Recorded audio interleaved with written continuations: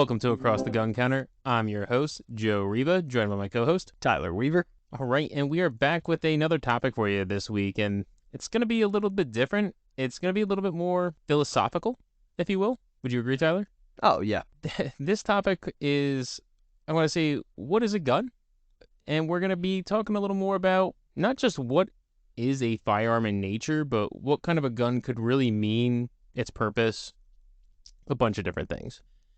And what sparked this topic, Joey? So what sparked this topic was actually the other day I was at work and I had some customers walking around and they were kind of all over the place, and they were talking about they were looking at a 25 auto, I believe it was. And the guy goes, hey, believe it or not, there is still a good cult, I don't want to say a good cult following, but a good following for 25 auto pistols and pocket pistols. Hey, I just had 2 pocket pistols in the shop. One of them was a 25 auto. That's right. Yeah, you actually did have a few of them. Mm-hmm. And so the guy had said something along the lines of, you should get this. And he goes, nah, I don't need that. I want to get something bigger. I want something with a little more stopping power, like a 10 millimeter or 45. And the guy kind of just said, well, a gun's a gun. And he goes, yeah, try taking down a bear with that thing. It won't. And yeah, I kind of laughed because he was right, and just because a firearm is a firearm, there's a lot more to it, depending on the caliber, depending on the size, it could play a much different role and what it is capable and what it's not capable of. It could be a little more of just a collector piece, could be a little more of a everyday carry piece or a duty gun. You just don't care if it gets the living crap eaten out of it. Yeah, and you always hear that saying, oh, a gun is a tool. Yes, I believe some guns are meant to be tools. Others are, they have other purposes. You know what I mean? So I don't feel like every firearm falls under one specific category. Exactly. A gun is not just a gun. I mean, just look at all the variety. Let's look at firearms in just a historical context, okay? Muzzle loaders. From a couple hundred years ago, they're not the same as the firearms we have today, and how they were made is much different than how firearms are made today. And they may offer some similarities, and we've learned a lot from the production of them over the years. And at the same time, we've also lost a little bit with the production too. Like older firearms, to me, are more of, I don't want to say pieces of art, but they are more historical in nature. So they bring another provenance about them that some of the modern stuff just does not have. And that's why I collect military surplus. And you always hear me talking about military surplus is because these rifles, like if these rifles could talk, I mean, what would they say? Yeah, and I mean, you can even get into that with like a lot of the antique firearms. I mean, if you are going back to like flintlocks and whatnot, a lot of the gunsmiths, the gun makers were localized. So, if you wanted a firearm, well, it was either being made in your area or it was traded, you were trading goods for it from people that were bringing it from their area. You know what I mean? So exactly. It really ties into the local history of it and just the artisans that were building them. And you even get that today, especially over in like London and stuff like that, where you have very well-known gun makers. Oh yeah, I mean, even as a gunsmith, I'm sure you can say you've seen different how gunsmiths do things differently across the board. And when you talk locally too, it's funny, you and I both went to on separate occasions to Jacobsburg Park. That's local to us, and they actually have a museum in there, and they actually show this is really cool, actually, what they do is, and I'm not really even into muzzle loaders and everything, but they show a bunch of different muzzle loaders and all the different styles of how the different gunsmiths of that day made their rifles. And there was one or two in particular that I believe you and I had actually discussed a while ago, where they had actually, I believe it was the powder trap, or again, I know nothing about muzzle loaders.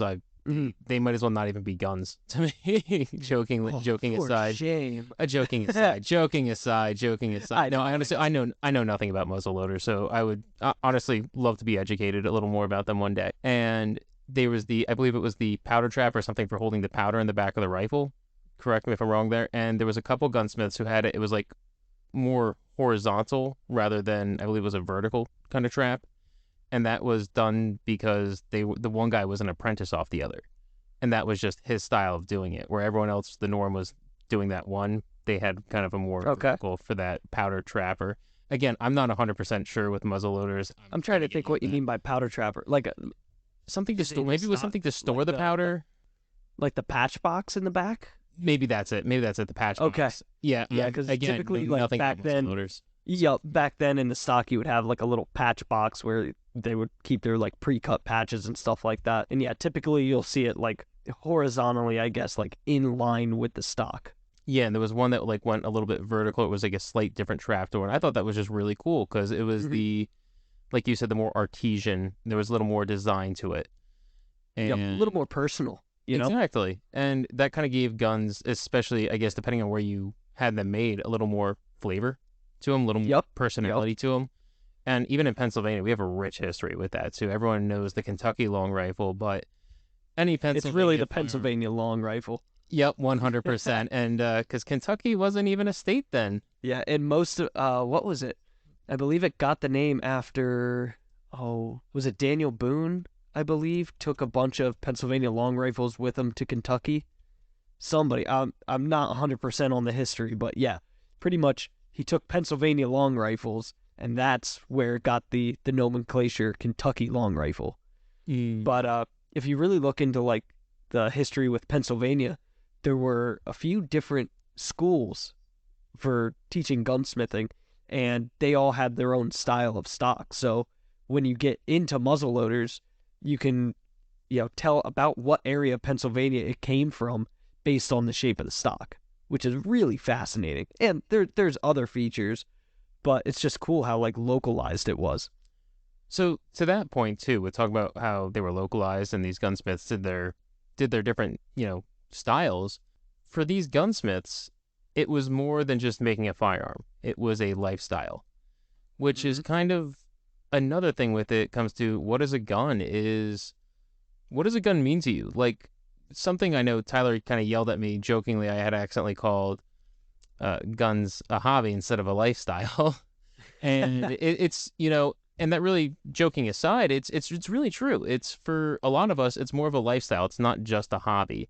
For some people, it might be as simple as my gun is my tool to go to work. And as I don't know, I'll use law enforcement officer or security guard, for instance. They may just own a firearm just because it's what they have to do for work as part of their agency. They might not have anything against guns, or they might not be really pro-gun. They might just have a gun as it's what it is. It's a tool to them. They have no real attachment to it. Yeah, and that's the thing. I draw a lot of parallels between firearms and cars a lot because the industries just as a whole are very similar. But when you think about it, like, okay, people that have a fast car that's just a hobby and they're not really into the lifestyle, you can get yourself into trouble really quick. You know what I mean? But absolutely. Yeah, a lot of times it may start out as a hobby, and then progressively you just get more interested in it and you dive down the rabbit hole. I mean, that's very common for I don't know how many people with guns. I say a gun is like a potato chip. You can't have just one. And if anyone tells you otherwise, they're straight up lying to you. And honestly, I think only maybe a handful of times have I ever met someone who's really come into the shop and actually just bought one gun and then they were one and done. Almost every single person they need a nightstand gun. Yeah, there is some people I have seen, a couple people who have come in and purchased firearms and they've been like, I'll be honest with you, I'm really not a fan of guns, but my life was threatened, or so-and-so was beating on me, or they just got out of an abusive relationship or whatever. They don't always tell me their stories. Sometimes they will. You'd be amazing how much people talk sometimes. Working at a gun counter sometimes can almost be like a bartender. I could get that, yeah. And I mean that in both a good and bad way, more a good way, because it helps open my eyes to a lot of other people's situations too, and I can learn from them as well. The world isn't as black and white as people make it out to be. Oh yeah. And so for me, a firearm means a lot. Like it is a lifestyle. I love guns. I work with guns. I have guns, in my house. I go to the range, shoot for fun. I play video games with guns. Guns are everywhere in my life. But some people, their interaction with firearms is a little more apprehensive. They might have more of a bad experience with them. And working at the gun counter, it's kind of my part of my job, I guess, or duty, I guess, as an ambassador to the Second Amendment, to show you that a gun is more than just a gun, and why I want you to come back and get something else, and not just for a profit standpoint, but because I want you to be part of the Second Amendment community and the gun community. And so, with that in mind, someone who does come in with that apprehensive mindset, even if they don't get more into it, that's their purpose. They have a purpose in what a gun is for them. Mm-hmm. And plus, you never really know where that gun's gonna end up after them, because let's face it, it's probably around 90% of the guns in circulation are gonna outlive the original owner. Oh, absolutely. I mean, look at how many guns we have around today from the turn of the century, early 1900s. What's interesting to note about that is actually I've noticed a lot of estate sales coming up for firearms, like a lot more, and they've been stuff that I absolutely love. The military surplus, the older guns. Mm-hmm. I noticed one auction recently was a lot of pocket pistols. Yeah. And I was kind of thinking to myself, why are we having these, a lot of these collections popping up with all this stuff? And kind of dawned on me that a lot of these guys that collected this stuff, they're dying off. Dying off, and they did not, I don't want to say they didn't do a good job of creating the interest, but it's one of the things you see this a lot of times where these old timers, maybe they didn't have a son to pass it on to or whatever, but they never harbored that relationship with firearms. So it was one of those things where, yeah, dad has guns, okay, but then, when dad dies, what do we do with his guns? Man, I don't really want them, Oh, that's extremely common. I've read articles about that all the time, and case in point, the auctions we were talking about that we've seen recently. Yeah, that might just be someone selling their collection, but when you see a lot of certain of the same firearm, that's the casual gun buyer doesn't just buy for, Saturday night specials. Yeah. Just of the certain variety. It's just not something you see. It's not, you collect those. That's something that's a little bit more personal to you. For it could be that 25 auto, it could be a 32, it could be whatever it is. Yeah. But there's some personalization behind these collections, which to me says that a lot of these guys are kind of dying off, and it's unfortunate. But at the same time, it's passing these guns on to the next generation. The next set of owners is now getting to experience a Mauser 98K or an M1 Garand, or even something like an older muzzleloader hunting shotgun, you name it. Now these guns are going to get passed on, which, like you said, 90% of guns are going to outlive the original owner. Yeah. So, and I think it's important, like, if you are passing on guns like that, where you have a niche collection where it fits a very specific topic that you're collecting for, explain why, like where your interest came, so it makes sense. Like, I think I was telling you before, I've had a few customers that are really into pocket pistols, and me as a gunsmith, it's like, they're kind of junk. They never really work right. They're small calibers. They have a very limited amount of uses. But you know what? One guy explained it to me really well, that, like, think of the task of the engineer to make something function with as little parts as possible. Like, limit it, because you can only scale stuff down so small before it starts breaking, before you have to start nixing parts and making, the firing pin do multiple roles, like act as an ejector, stuff like that. That men's pistol that I just had in, that firing pin spring also doubled as the recoil spring. So there was no guide rod with like a recoil spring or anything like that in it. So that gun literally had, I think, essentially two springs. You had the firing pin spring, which acted as the recoil spring, and a trigger return spring. That's interesting. So it's super cool when you realize, oh, that's what does it for this person. See, and with that in mind too, engineering standpoint, mechanically, some people may find them just absolutely fascinating on how they work mechanically. I spoke to someone a while ago, and they bought a gun solely because, I really wish I could remember which gun it was, but they bought something just because of how it broke down. And they said, I think that is just so mechanically interesting. I gotta have that. And I was kind of like, oh, okay. And well, we'll start you on some paperwork. And I didn't think much of it, but again, at that time, now it makes a little more sense to me as, hey, that's what interests them. They like things that are mechanically odd or mechanically unique. Mhm. So that's what they base their hobby around, and that's what a gun is to them. It's a interesting learning tool. And that's the cool thing, especially when you get into like buying new firearms, because we always hear about these old guns that get passed down from grandpa and whatnot. But you have to take into consideration the guns that you buy now. They're really an expression of you, who you are, what you're interested in. You know, the people that are into more mechanical stuff, they like thinking deeper. They might want a gun that breaks down really intricate, you know, Mhm. something unique. Whereas another person that, like you said, it's a tool. They want something simple. It works. I really don't even want to think about my gun other than, what the outside of it looks like. You know what I mean? Yep. And, that in and of itself is an expression of You, them and where their priorities are. I've talked to some people where they said, "Oh, there's an external tool. I don't want to do it. I don't want to deal with that pistol." Yep. And Yep. I tend to used to be of that mindset too because I always, you know, thought, okay, it needs to be simple. But then you look, not every gun needs to be that simplistic breakdown gun that's gonna survive in the middle of, I don't know, the war or whatever. Mm-hmm. I'll use an example like the Ruger PC Charger. Okay, Okay. versus like the CZ Scorpion. CZ Scorpion, both platforms are fantastic. They're both great little 9 millimeter guns. Now, the CZ Scorpion is much easier to break down. It's much easier to maintain. You can do it. It's basically like an AR. You just kind of drop the floor, basically drop the bolt, and that's it. And whereas the PC Charger, you have to actually take a screwdriver, unscrew the back, unscrew the front, and drop basically Mm-hmm. the lower, then get. And there's a lot that you have to do to actually get to the bolt. I'm trying to actually remember outside of changing the magwell, if I've ever actually removed the bolt on one. But And again, it's still a but it's relatively simple yeah, process. it's a simple design, but for someone who's, I don't know, looking to bring this gun, let's say, into an actual military environment or a situation where they're going to need potentially, if a malfunction happens, they're going to need to remove that bolt quick.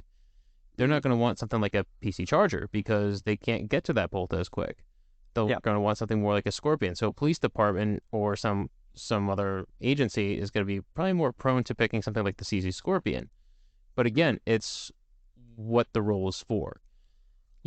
A PC Charger for someone who's just going to the range or wants to have a fun little 9 millimeter. That's gonna be perfect for them. How often are they gonna be breaking it down and cleaning it, especially if the barrel comes apart and two, they're just gonna be hitting it with a little CLP or something.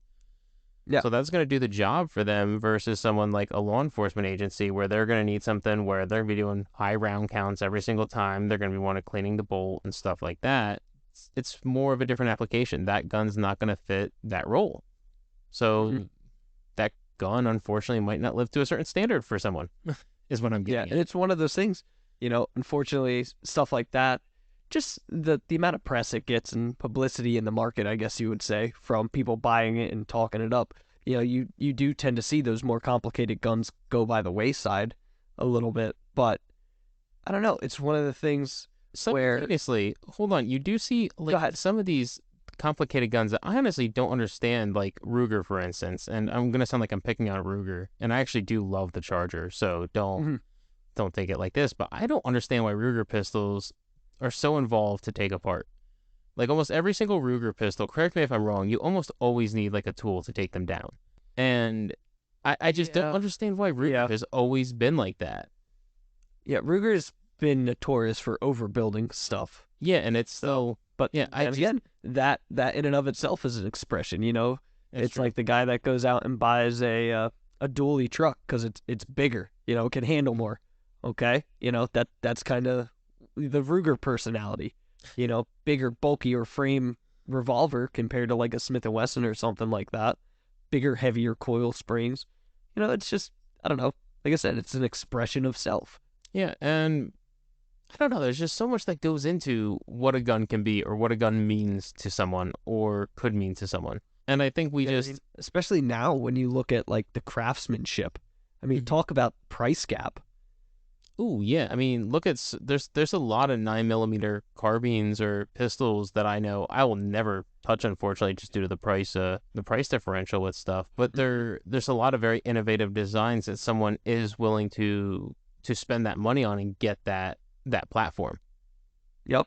Yeah. And I mean, especially when it comes to like, okay, just throwing it out there, like custom hand built 1911s where everything's Mhm. hand fit, slide and frame, compared to your Rock Island that you can pick up for like, what, 350, $400?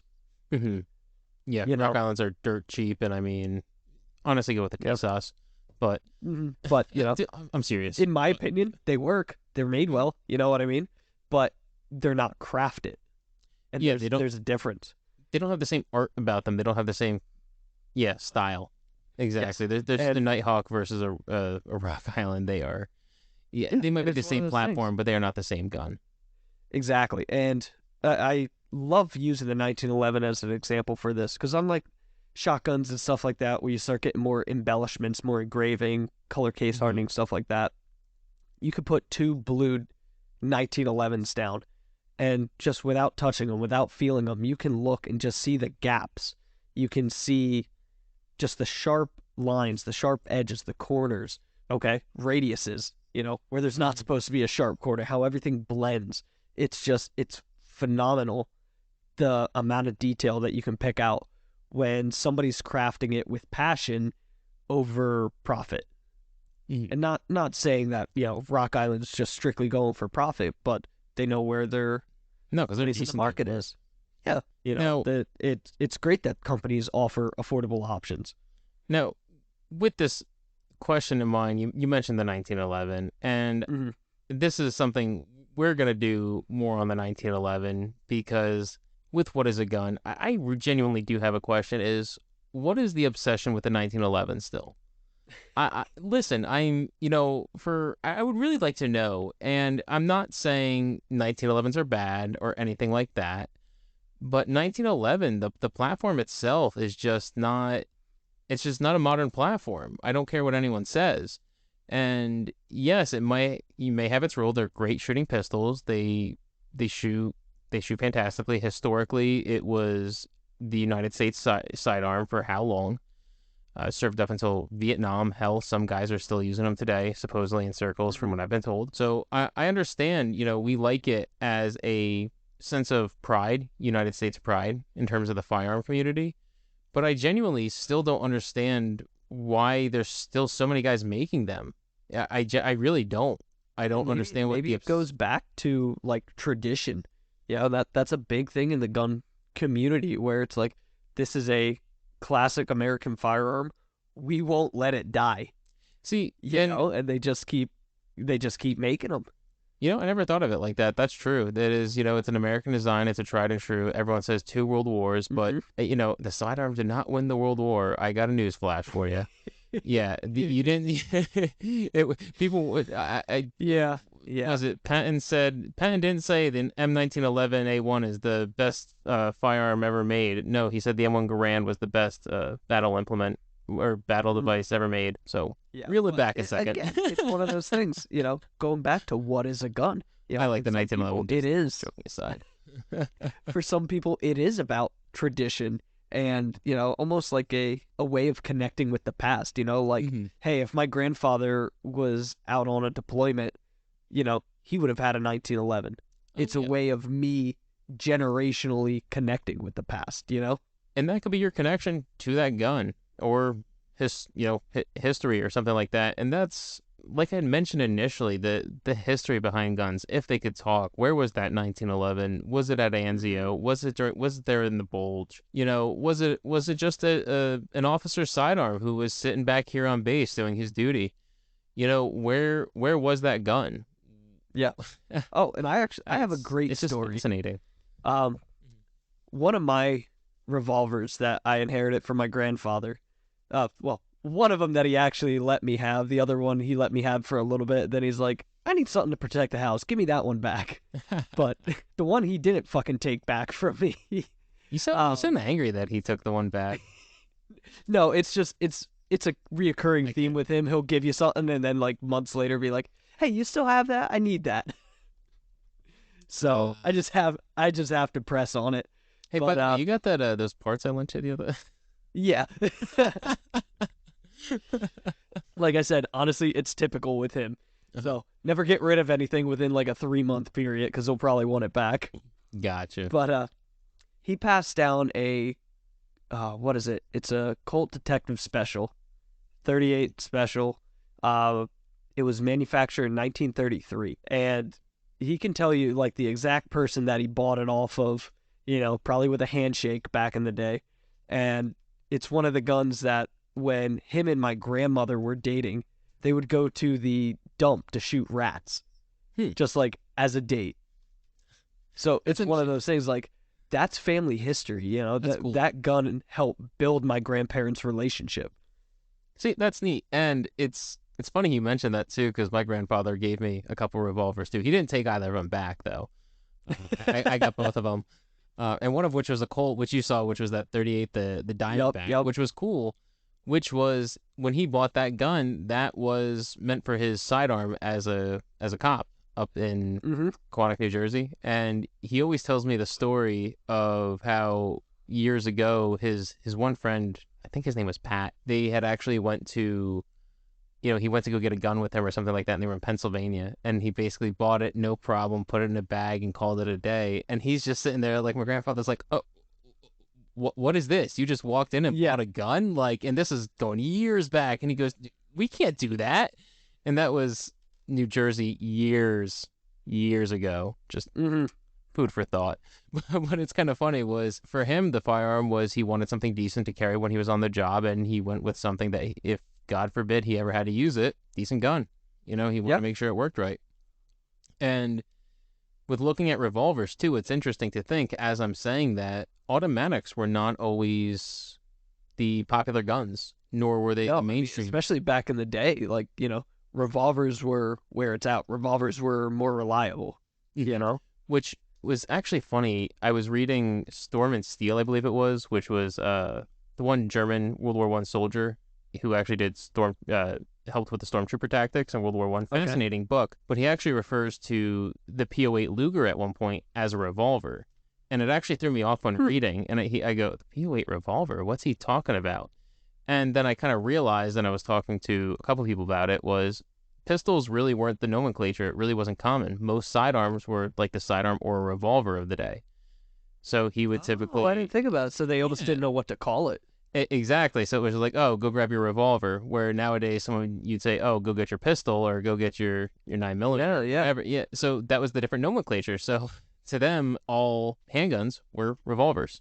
So a gun to them, a sidearm to them was a revolver. As weird as that sounds, that's just, I don't know, just another.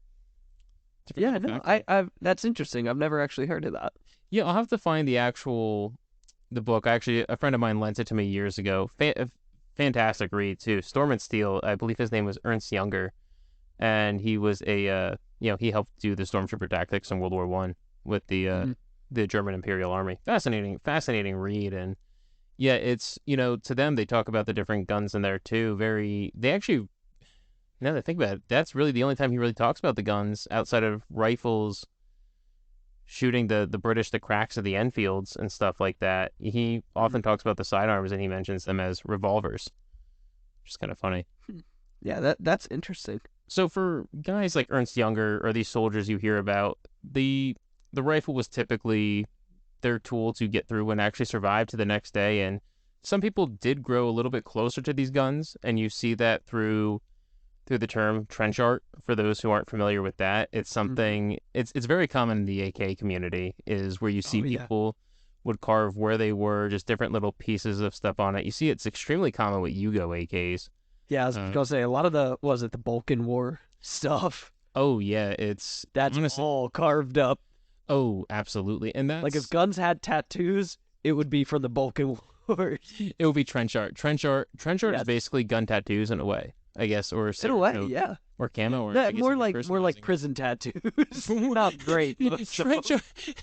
Trench art is the gun equivalent of a prison tattoo. Some of them are interesting, but most of them are just trash. And half the time, after a day or two, you really don't understand what it says. But That's funny. but with trench art, there is a lot of cool trench art or stuff I've seen people do with rifles. Years ago, there was that during World War One. Actually, that one British soldier had actually basically carved into his Enfield and actually made it into an artwork. Look it up. I forget the name of it. Oh yeah. And yeah, he basically carved into it, and the rifle was actually taken back into, I guess some officer had actually seen it before it was destroyed and put it in his office. And then years later, it ended up being donated to someone and ended up in a museum in Canada, I believe. And the actual soldier saw it, and he's like, "Yeah, that's my rifle." And he was ended up actually able to quote the serial number and everything. I'll have to send you a link to the video on That's it awesome. afterwards. But for this soldier, he drew that bond, and it was where he was, and he was obviously not too fond of the war and what he was being forced to do or endure, and so he turned that rifle into something much much more. He turned it into a Yeah, I work mean, of art. he turned it into a work of art, and you'll see that with a lot of firearms from that era. I mean, we kind of knock them today because a lot of these military rifles did get sporterized, Oof. and a lot of them, I know, a lot of them weren't done nicely. But take a company like Griffin and Howell, that was building these custom rifles on 1903 Springfield actions, and I mean, you're talking beautiful works of art where you're pretty much taking just the receiver and building everything off of it. You see that a lot with the US 1917 as well. Like after the Yep, war, a lot of people did those 1970s. I because mean, they. Mausers are notorious for it. Yep. It's unfortunate, but for a while, and I have to reel myself into because I'm a purist at heart when it comes to military surplus. Mm-hmm. And there was a time when these rifles were just that. They was just the capture gun that dad brought home, and now we're gonna go hunting with it. Or it was Sears had this for $30. This was Yeah, the cheapest option. Now I can make it into what I want. I can customize it a little bit more. Home yeah. Or gunsmithing is common think back of in it the day. like the cheap AR-15s that are everywhere now, or like okay, Glock 17s. It's like okay, who cares? Who cares what you do to it? But then in 100 years from now, when they're like almost, I don't want to say non-existent, but more scarce, you know, it one of those things. Okay, well, should we have been messing with them back then? Yeah, because they were freaking everywhere. They were dirt cheap. You could That's just how it is. AR-15s nowadays. They're the almost the Carcanos of the modern day world. Would you say? Ew, don't do Listen, I'm an AK guy. Shots fired. that.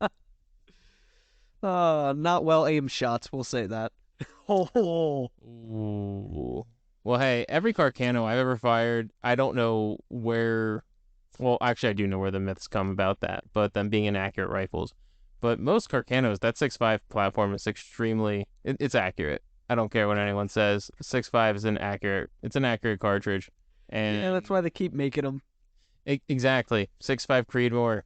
I mean, 6.5. It's the base same.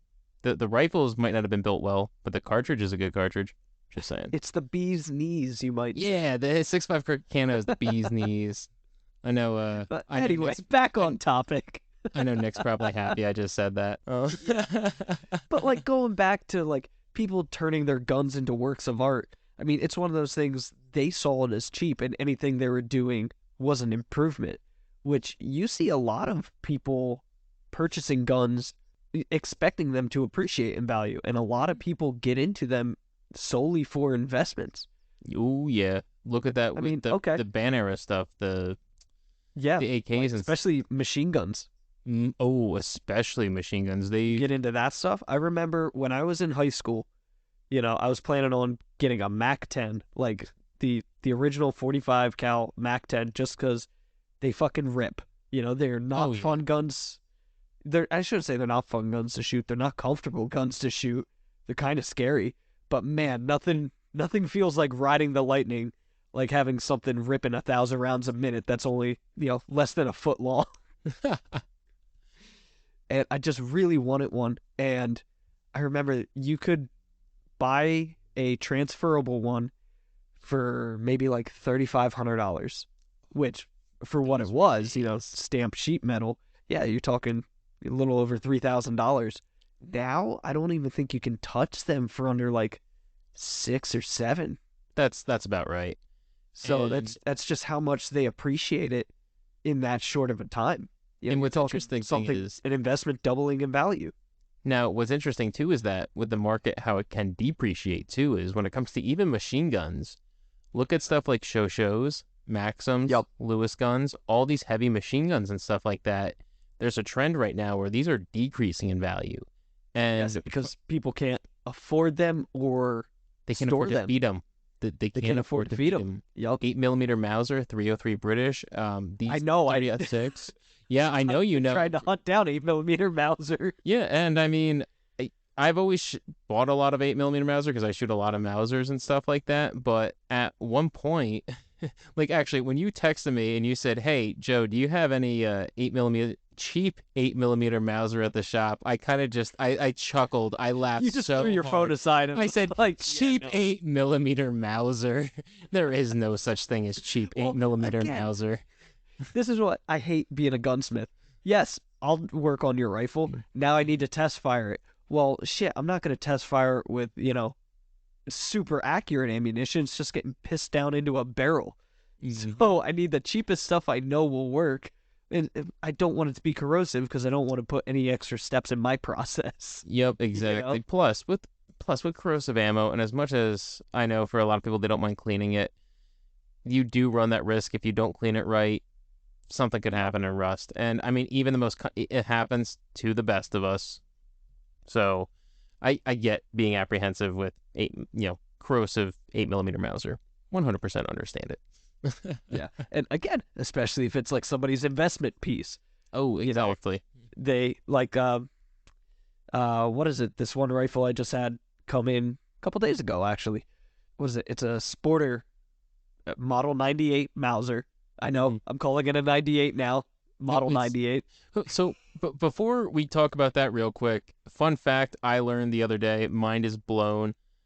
The K98, the infamous K98 that everyone knows, they were never actually called K98s. There is no Doesn't exist. Yep, no. On the receiver for any 98K, like a carabiner 98, it's gonna say model 98, 98, M98, something like that. The only time you'll see car 98 or K98 is with the Polish Mausers. Yep. I've been collecting Mausers for So years and now that never you knew that. mentioned that, I deliberately correct myself. It's funny. Yeah, it's collect them for years, and yeah, it was just I believe the actual designation was 98K for 98 carabiner, but they didn't actually Yeah, mark that on receivers. It was just model 98. just Model 98. Yep, just like the Fascinating. Model 96 before it. Yep. But it's one of those things. Guy brought that in, and I think it was his father's or grandfather's, and yeah, it's got all the Nazi markings. It's a bringback that somebody sporterized fairly well, I might add. You know, stocks, stock styles for a lot of that. The sporterized, I could take it or leave it. Mm-hmm. But Yeah, I saw it. it's one of those things that okay, barrel's shot, the gun's not shooting worth a shit. What do we do? Do we just leave it as is, because this is the way it was, or do we make it an enjoyable rifle to shoot for the next generation as well? Mm-hmm. That's a good question with some guns. Is the gun worth saving? Yeah, what's the sentimental value versus its potential? Mm-hmm. I don't know how to articulate that. Like, is a It's gun more valuable, more interesting, more sentimental if you can actually take it out and shoot it? Or is it something you keep in the safe because that's how it was when granddad owned it? You Yep. know what I mean? Yeah, there's a lot to think about when I think it comes to these guns. Like you'll have some people who won't work on some guns if they've been modified in certain ways and stuff like that because they'll just see it as a ruined gun. You saw that with the Yep. 1911 recently. Again, going back to Yep. 1911s, with the pony was marred off, and I cried when I saw that. Yeah. No, so okay, yes, that was a horrible job. But you also have almost like the two mentalities where like a lot of times in America here, original finish trumps all. Where Mm. it could be a shit original finish, but it's still original, which I don't get behind. But then you have like the British mentality where shit, almost after like every hunting season, they would send their guns back to the maker. The stocks would get re-oiled, any dents would get steamed out, so the guns look pristine all the time. Hmm. You know what I mean? And that's like, is it refinished? Yeah, they get refinished like every season. Or I shouldn't say refinished, but like they get work done to them, like a car, But then again, I guess you have people that go into cars to the extreme where they're looking at like the markings on each bolt head, to make sure it's marked correct. The hoses have the right prints on them and stuff like that. Oh, especially the older stuff, I can imagine.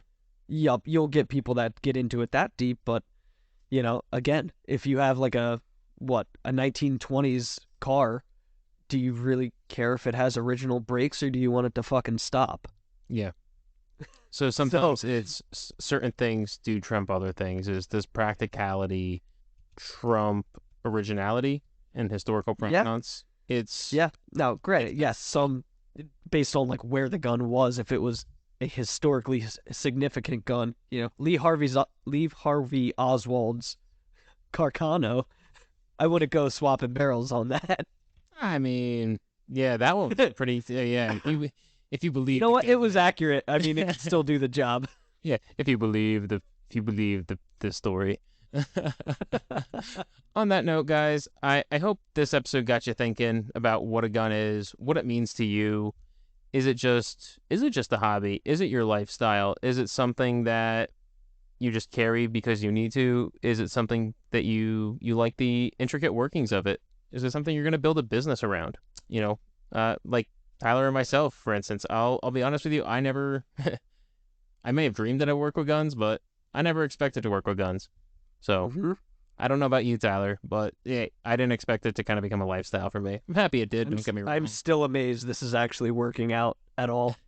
Hey, that's a good thing though. But it just shows that guns are more than just a gun to you. It's a lifestyle. I don't know. You help people fix their guns.